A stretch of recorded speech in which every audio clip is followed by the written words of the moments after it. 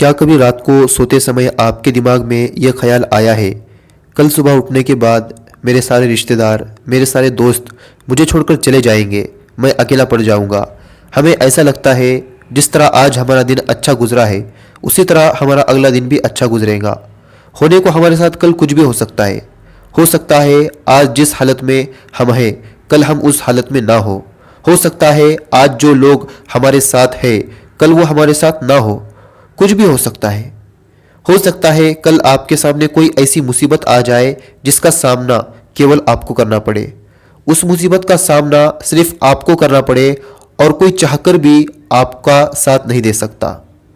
अकेलेपन से मत डरो, क्योंकि जब हम इस दुनिया में आए थे तो अकेले ही आए थे। हमारे साथ कोई हमारा दोस्त नहीं आया था और जब हम इस दुनिया से जाएंगे तो अकेले ही जाएंगे, साथ में किसी को लेकर नहीं जाएंगे। ये दुनिया में आने के बाद लोग हमारे रिश्तेदार बने, दोस्त बने। दुनिया में आने के बाद इनसे हमारे कनेक्शन बन गए। ये सब रिश्ते हम बनाते हैं।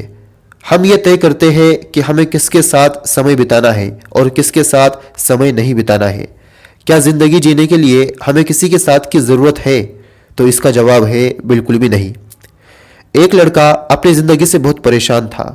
हमेशा अपनी ज़िंदगी से शिकायत करता था। उसे ऐसा लगता था दुनिया के सारे दुख सिर्फ उसी के पास है, दुनिया के बाकी सब लोग खुश है और वो दुखी है। ऐसे में वो एक महात्मा के पास जाता है और उनसे कहता है, मैं अपनी ज़िंदगी से बहुत परेशान हूँ, मैं ऐसा क्या करूँ कि मेरी ज़िंदगी से सारी परेशानियाँ दूर हो जाए। उस महात्मा ने कहा, तुम जिस तरह पहले ज़िंदगी जीते थे उसी तरह अपनी ज़िंदगी जियो, क्योंकि अब तुम सिर्फ 10 दिन के इस दुनिया में मेहमान हो। अब यह सुनकर उसके पैरों तले ज़मीन खिसक गई, उसके चेहरे पर पसीना आ गया। सोचो, अगर आपको ऐसा कोई कह दे तो आपको कैसा लगेगा, आपकी कैसे हालत होगी। उस लड़के ने यह सोचा, इससे अच्छा मैं इस महात्मा के पास नहीं आता, कम से कम मुझे इस बात का तो पता नहीं चलता कि मैं अपने मौत से अनजान रहता। अब वो लड़का अपने घर आया। घर आने के बाद वो अपने माँ बाप से, अपने भाई बहन से बहुत प्यार करने लगा। वो लोग भी इतना हैरान हो गए कि अचानक इसके अंदर इतना बदलाव कैसे आ गया, इसे क्या हो गया। अब जो 10 दिन उसकी ज़िंदगी के बचे थे उसने सोचा ऐसे भी तो मरना है, क्यों ना 10 दिन के इस ज़िंदगी के जो 10 दिन बचे हैं ये मज़े लेते हुए मरे।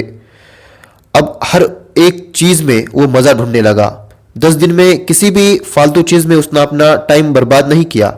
वो सिर्फ जो ज़रूरी चीज़ें हैं उसी में उसने अपना टाइम दिया। वो समय की अहमियत को अच्छे से समझ गया था। उसने अपनी ज़िंदगी के बचे हुए 10 दिन बहुत ही अच्छे से गुजारे, बहुत ही मज़े से गुजारे। उसने अपने पिछले ज़िंदगी में ऐसे मज़े नहीं देखे थे जितने मज़े उसने इस 10 दिन के ज़िंदगी में देखे।